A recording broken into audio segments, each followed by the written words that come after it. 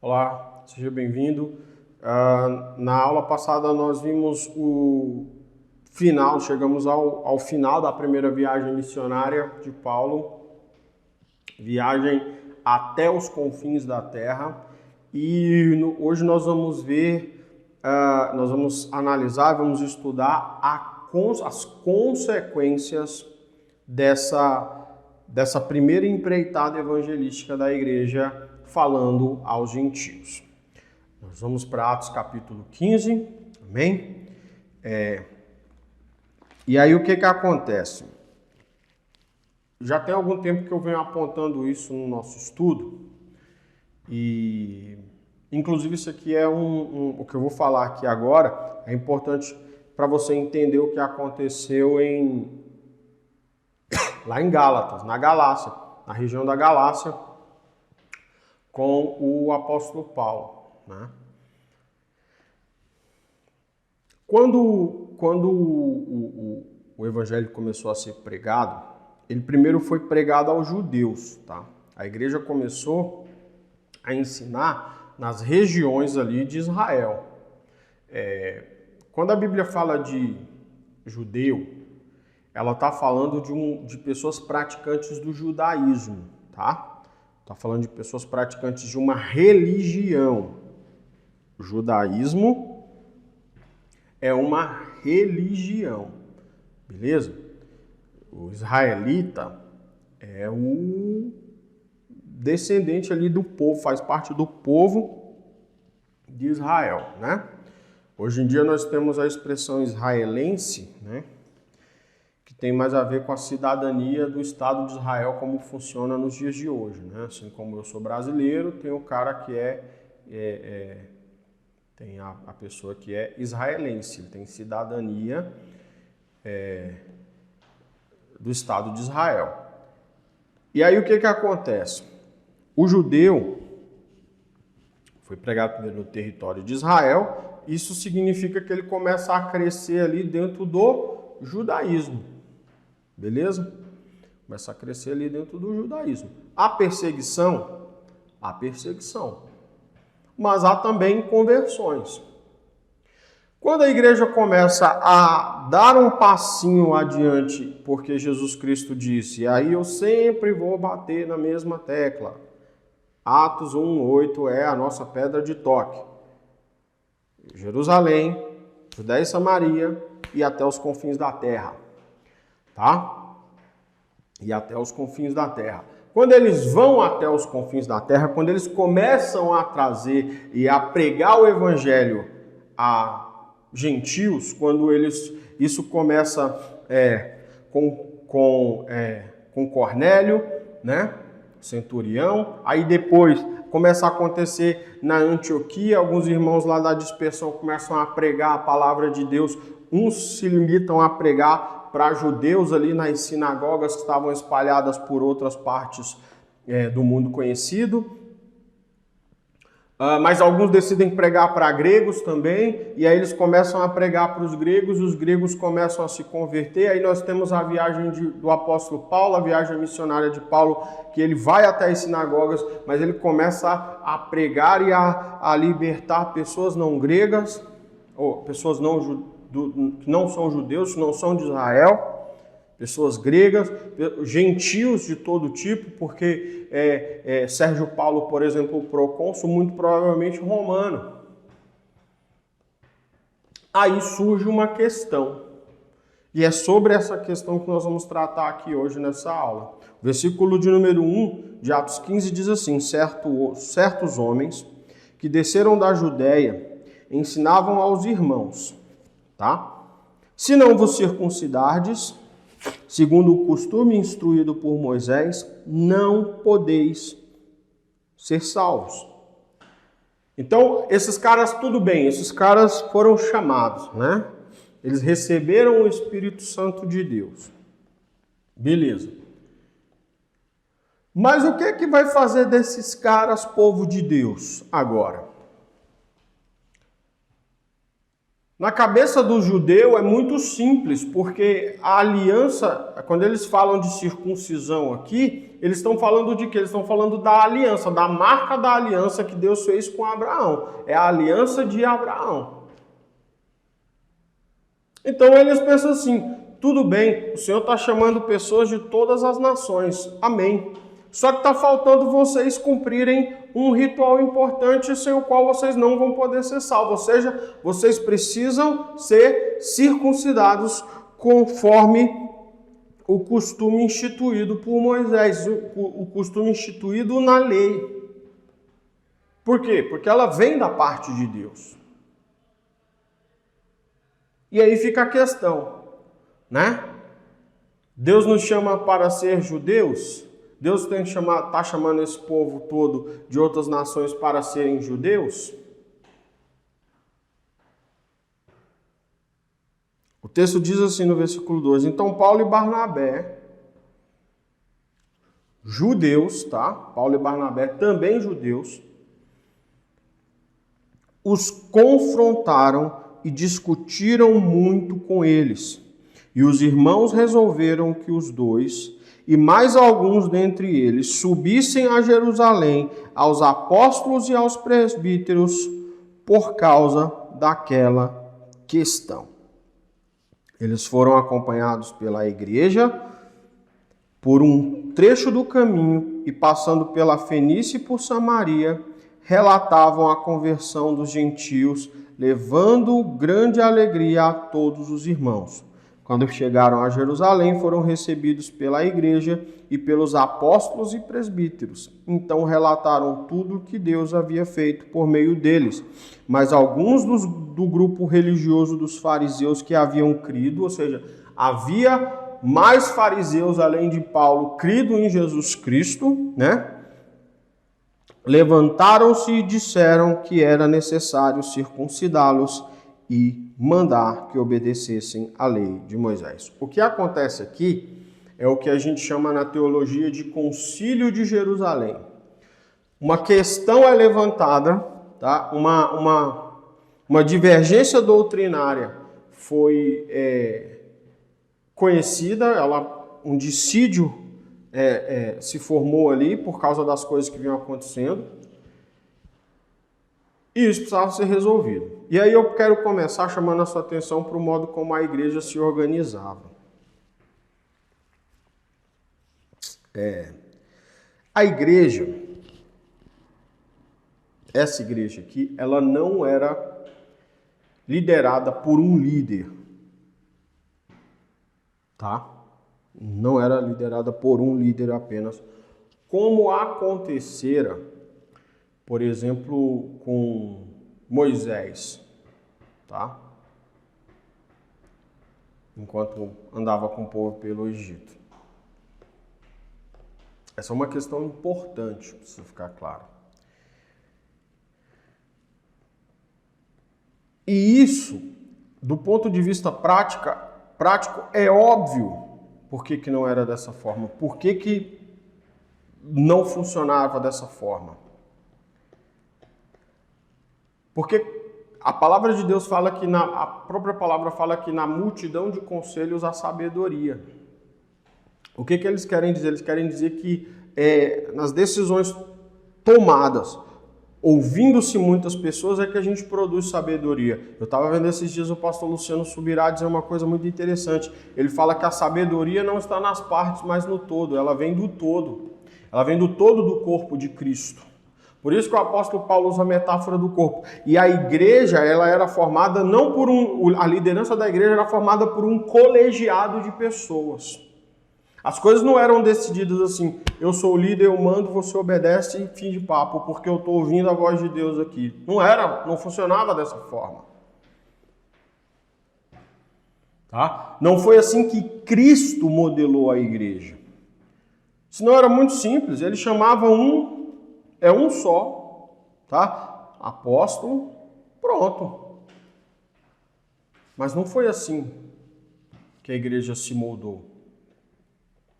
É engraçado porque nós temos o relato de João acerca de Diótrefes. Diótrefes era um pastor de uma igreja que ele isolou a igreja dele.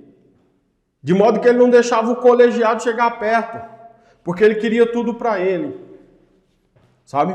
Ele queria tudo para ele. Esses apóstolos, eles funcionavam por quê? Olha só que dilema que nós temos. Nós temos Pedro e nós temos Paulo. Pedro fazendo algumas coisas que são repreensíveis. O mesmo Pedro que cura, o mesmo Pedro cuja sombra curava, esse mesmo Pedro, ele está fazendo uma coisa que é repreensível. Num colegiado, tem alguém que puxa a orelha dele. Se é Pedro sozinho ali, ele embicava, produziria a sua teologia e provavelmente a igreja morreria. Então, a sabedoria, nos termos bíblicos, ela brota do quê? Da multidão de conselhos. Então, Jesus Cristo, ele fundamentou a igreja de forma colegiada. Israel passou a ser assim durante um período muito importante, porque quando Josué entra na terra prometida, e ele estabelece todos os clãs nas suas terras de acordo com a distribuição que Deus escolheu, eles formam um conselho chamado de anciãos.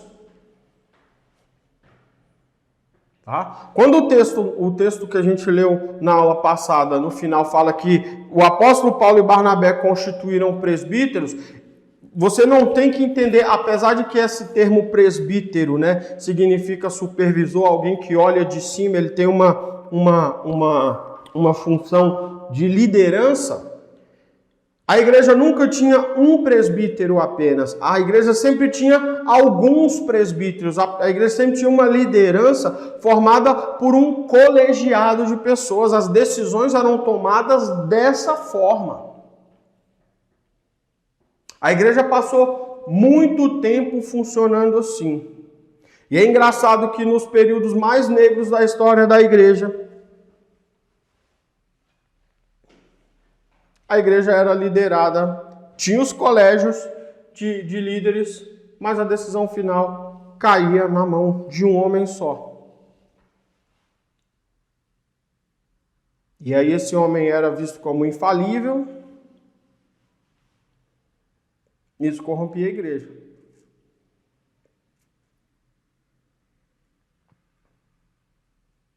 Então a igreja ela funcionava aqui do jeito que Jesus planejou, com um corpo de liderança. E aí aqui nós temos um dissídio. Paulo e Barnabé, vem aqueles homens pregando e dizendo que para aquelas pessoas serem salvas não bastava crer em Jesus, eles tinham que se circuncidar para mostrar que tem aliança, porque você fazia parte do povo da aliança de Israel, fazendo o quê? Fazendo circuncisão. Foi o que Deus determinou a Abraão. Ele diz, você circuncida os filhos de vocês, a descendência de vocês, e todo escravo, o homem que for comprado. Esse é o sinal da aliança que eu ponho na carne de vocês. Amém? Aí Paulo e Barnabé olham aquilo e falam, opa,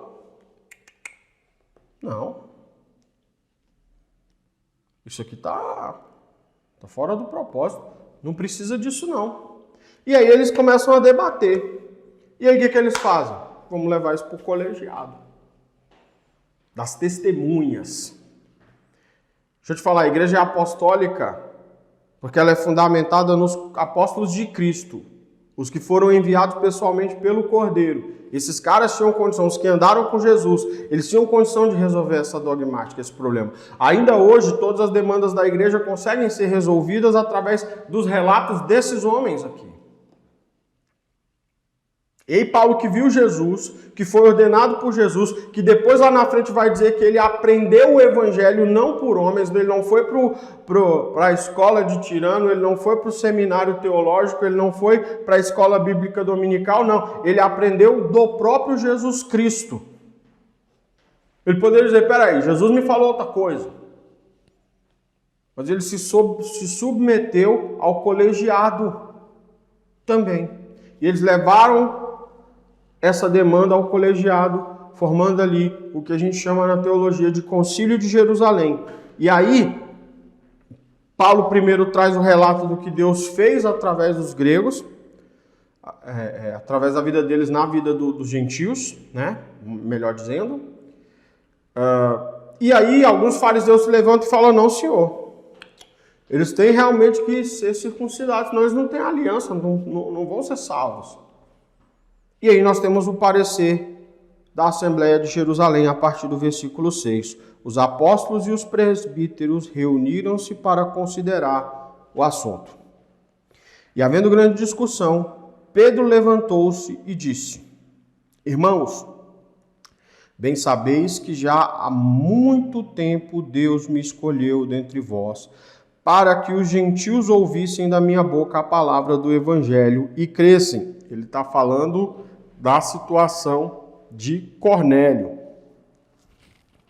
E Deus, que conheceu os corações, testemunhou a favor deles, dando-lhes o Espírito Santo, assim como a nós.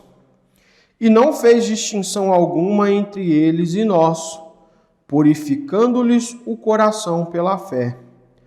Agora, por que quereis colocar Deus à prova, impondo aos discípulos um jugo que nem nossos pais, nem nós pudemos suportar? Pelo contrário, cremos que fomos salvos pela graça do Senhor Jesus, do mesmo modo que eles.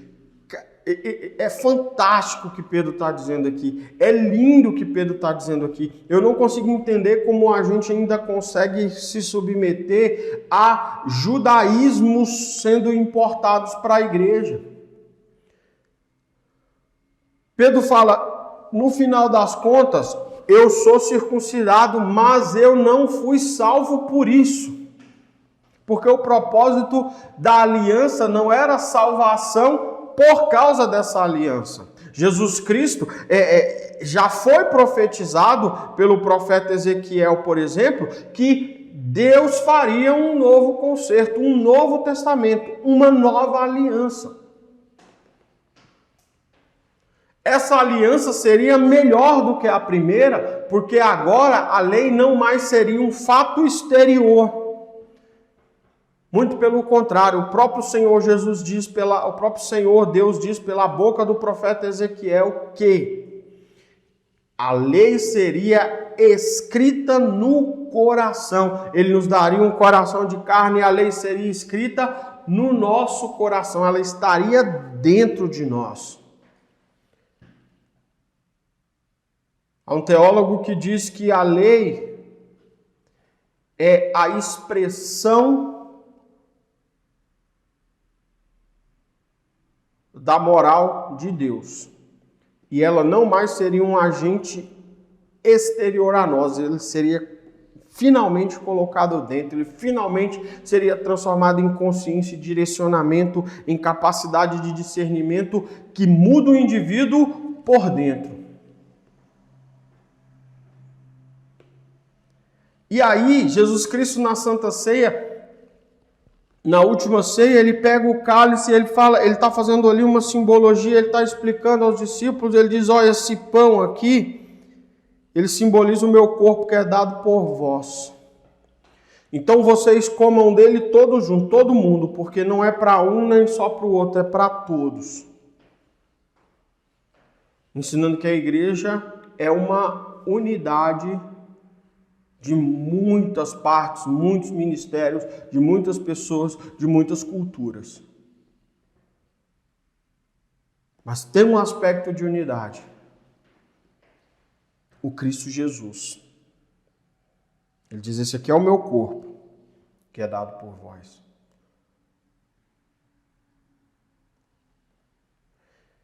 E aí ele continua no texto e diz assim, e esse cálice é a nova aliança, é o novo concerto, é o novo testamento que faço com vocês. E eu gosto quando eu estou celebrando Santa Ceia na minha igreja, que eu estou pregando a palavra na minha igreja na Santa Ceia, e eu vou ministrar ali a ceia do Senhor, eu gosto de ler o texto de Marcos 14, porque em Marcos 14, Jesus Cristo, quando diz isso, ele fala assim, e esse é o sangue da aliança que eu faço com vocês, e eu faço esse é o juramento que eu faço para vocês, essa é a aliança. Não beberei novamente do fruto da videira até que eu beba novo no reino de Deus. O pacto que eu estou fazendo com vocês é que o reino de Deus começa da próxima vez que eu cear com vocês, da próxima vez que eu beber com vocês, isso tudo será feito novo no reino que eu estou construindo.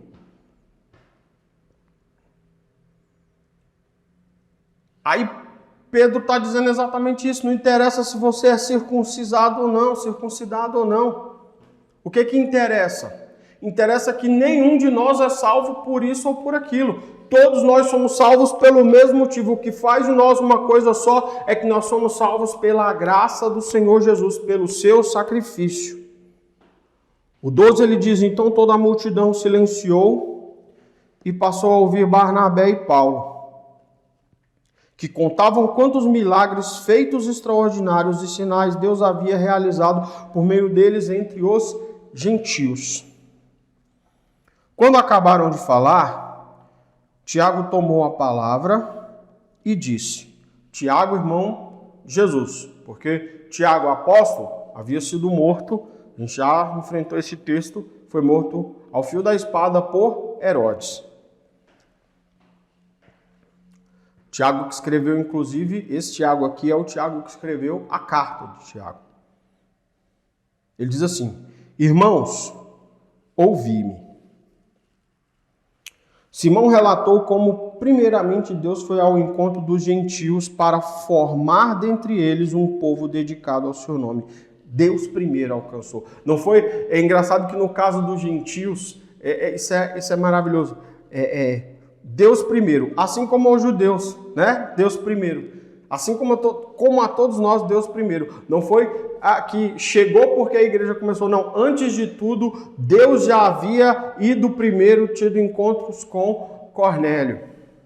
E foi Deus quem orientou a igreja para esse fluxo de ir até os confins da terra. E com isso, concordam as palavras dos profetas,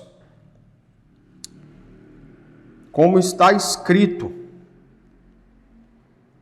E aí ele usa... e ele diz o seguinte, depois disso, voltarei e reconstruirei a tenda de Davi, que está caída, reconstruirei as suas ruínas e tornarei a levantá-las, para que o restante dos homens busque o Senhor. Sim, todos os gentios sobre os quais se invoca o meu nome, diz o Senhor, que faz essas coisas conhecidas desde a antiguidade. Então, ele amarra esse texto, ele amarra isso o propósito de que os gentios seriam chamados e que os gentios também fariam parte seriam governados pelo broto de Jessé, ao texto das escrituras que eles conhecem. Todas as vezes que eles forem ministrar e apelar para a escritura aqui, eles vão para a antiga aliança. Jesus Cristo diz que o bom escriba, devidamente instruído sobre o reino de Deus, ele é como um pai que senta à mesa e distribui em tesouro os filhos, tirando do velho e do novo. Amém? Porque na antiga aliança nós temos o evangelho do Senhor Jesus. E o evangelho do Senhor Jesus é o quê? Começa exatamente pela graça. 19. Por isso penso que não se deve perturbar os que dentre os gentios se convertem a Deus, mas escrever a eles, e aí esse é o desfecho final. Pedro já havia dito, nós não somos salvos por causa da aliança da circuncisão. Se não somos por causa disso, não devemos impor isso a eles, somos salvos pela graça. Tiago corrobora o que Pedro tinha falado, e aí ele dá as duas últimas instruções importantes. Ele diz assim, por isso penso que não se deve perturbar os que dentre os gentios se convertem a Deus, mas escrever a eles que se abstenham das contaminações dos ídolos, da imoralidade, das carnes de animais sufocados e de sangue.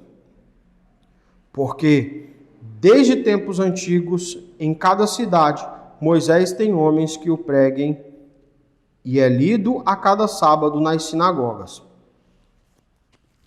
Ele fala, o nosso papel para com os judeus, tá?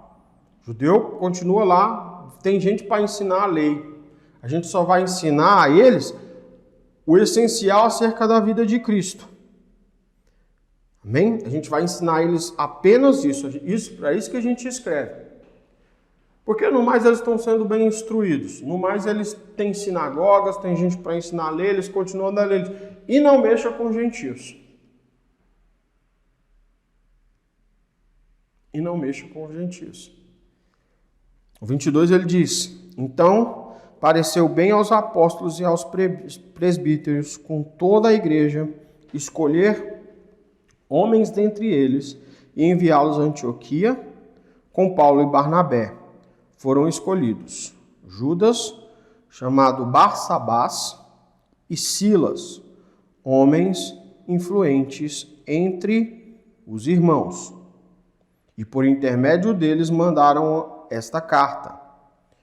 Os apóstolos e os irmãos presbíteros, aos irmãos dentre os gentios em Antioquia,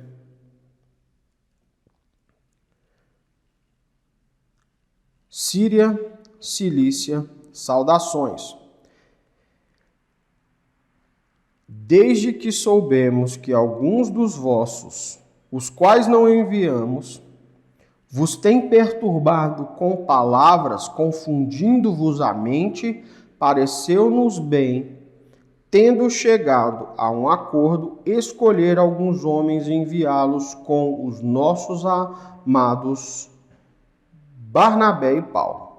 Homens que têm arriscado a vida pelo nome do nosso Senhor Jesus Cristo. Enviamos, portanto, Judas e Silas, os quais também vos anunciaram as mesmas coisas de viva voz, porque pareceu bem ao Espírito Santo e a nós não vos impor maior encargo além dessas coisas necessárias, que vos abstenham da carne de animais sacrificados aos ídolos, do sangue, da carne de animais sufocados e da imoralidade sexuais. Fareis bem se vos guardardes dessas coisas, fazendo votos de que esteja tudo bem entre vós. E tendo-se despedido, desceram para Antioquia e depois de reunir a assembleia, entregaram a carta. E quando a leram, alegraram-se pelo ânimo recebido. Em seguida, Judas e Silas, que também eram profetas, exortaram os irmãos com muitas palavras e os fortaleceram. E tendo-se demorado ali algum tempo, partiram com a bênção dos irmãos, a fim de retornar aos que os haviam enviado. Mas Silas achou melhor permanecer ali. Paulo e Barnabé demoraram-se durante algum tempo em Antioquia, ensinando e pregando a palavra do Senhor juntamente com muitos outros. Então eles enviaram uma carta, essa carta segue os mesmos moldes das outras cartas que nós temos no Novo Testamento, né? Tem a ideia do remetente, a ideia do destinatário, uma saudação, e aí nós temos o teor, e o teor é muito simples. Combater a confusão que estava sendo causada por alguns judaizantes já, primeira heresia que a igreja vai começar a enfrentar. E aí eles já quebram uma segunda heresia que chega nos nossos dias, de que nós não temos que ter compromisso com santidade, porque ele diz o que vocês devem fazer é isso, isso e isso. Mas circuncisão, é uma nova aliança para ser salvo, nós somos salvos pela graça do Senhor Jesus Cristo. E aí eles fecham aqui no Concílio de Jerusalém um pilar muito importante. Se você é judeu, o apóstolo Paulo lá na frente vai falar muito sobre isso. Quando nós formos estudar sobre como Timóteo foi ingressado, como Timóteo ingressou no corpo de missionários, Você vai ver isso bem evidente. Se você for chamado judeu, venha como judeu. Se você for chamado como gentil, venha como gentil. Tá? Venha como gentil. Por que eu não guardo o sábado? Eu não guardo o sábado porque eu não sou judeu. E se eu quiser guardar o sábado? Tudo bem, irmão. Amém. Guardo o sábado. E se eu quiser ensinar que isso é doutrina importante, que quem não guarda o sábado está vivendo em pecado? Aí você está mexendo num pilar do cristianismo. Por que você come bacon? Porque eu não sou judeu. E se eu não quiser comer bacon? Pode você me dar seu bacon e fica tranquilo. Mais bacon para mim. Eu acho que você está perdendo uma coisa maravilhosa. Mas e se eu quiser dizer que quem come bacon comete pecado? Aí você está mexendo num pilar do cristianismo. E o nome disso é heresia. E aí você vai aprendendo que heresia não pode ser banalizada.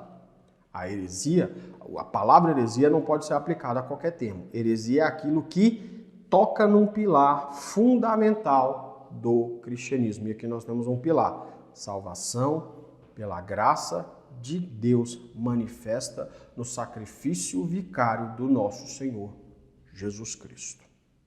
Amém? É o que eu tinha para vocês por hoje. Fiquem com Deus e até a próxima. Amém?